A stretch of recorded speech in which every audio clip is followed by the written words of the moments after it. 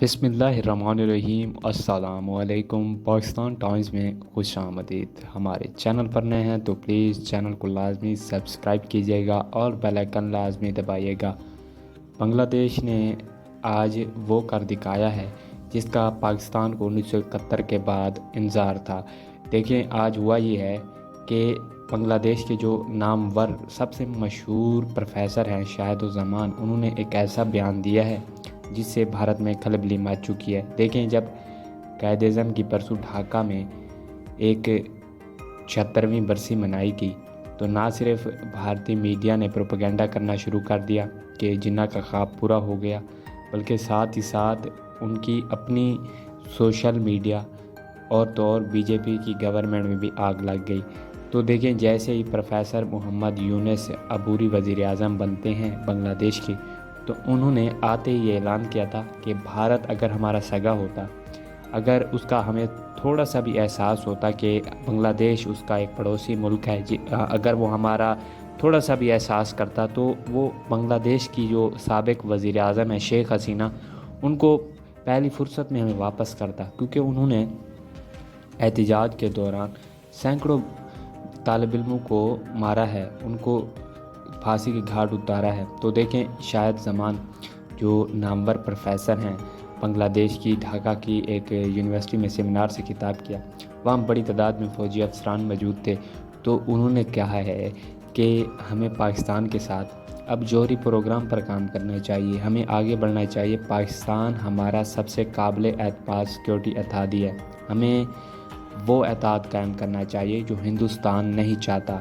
हमें जानते हैं कि 1971 में बहुत बड़ी भूल हुई, हम दोनों ने एक गिले शिकवे हैं, लेकिन देखें, छोड़ने वाले में सब कुछ था लेकिन बेवफाई ना थी। फिर भी बांग्लादेश आज खुलेआम पाकिस्तान को सपोर्ट करना चाहता है, लेकिन पाकिस्तान की तरफ से अभी तक कोई एक ऐसा बयान नहीं दिया गया कि हम समझें कि भारत और बांग्लादेश के जो रिश्ते हैं ख़त्म करने अब लाजमी हो चुके हैं। तो बांग्लादेश के जो इस वक्त हालात चल रहे हैं, उन्होंने फाइनेंशियली तौर पर वो पूरा का पूरा भारत पर डिपेंड थे।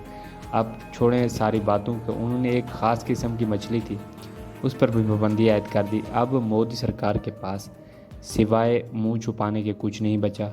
मोदी की काबीना जो है वो अब सब पड़ोसी ममालिक से, चाहे वो भूटान हो, मालदीव हो, नेपाल हो या पाकिस्तान हो, सारे के सारे पड़ोसी मुल्क इस वक्त भारत से खफा हैं। कोई भी मुल्क भारत को अपना सगा नहीं जानता। वो यही चाहता है कि ये हमारे ऊपर पावर के साथ इक़्तिदार करना चाहता है, हुकूमत करना चाहता है।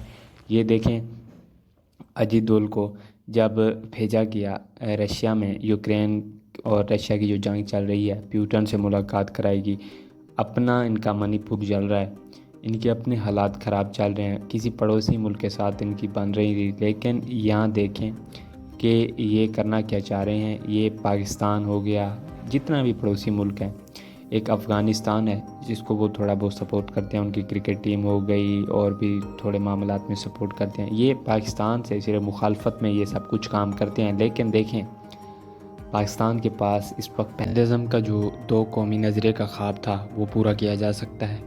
जो अब देखें, पाकिस्तान का जो दिफाई निज़ाम है, जो पाकिस्तान के पास फ़ौज मौजूद है, वो अब बांग्लादेश चाहता यही है कि बंगाली जो फ़ौज है उसको पाकिस्तान की आर्मी ट्रेनिंग दे, उसको दिफाई निज़ाम उसका मजबूत करे और हम भारत के आमने सामने आएँ। चाहे वो हमारे साथ बराबरी के ताल्लुकात जब तक कायम नहीं करेगा, हम उसके साथ आमने सामने आएंगे। लेकिन पाकिस्तान के देखें, अंदर से ही सारा निज़ाम खोखला हो चुका है, आपस में ही लड़ाई इनकी ख़त्म नहीं हो रही। भारत को क्या, अब देखें, पाकिस्तान की ISI से इस कदर खौफज़दा है इस वक्त भारत।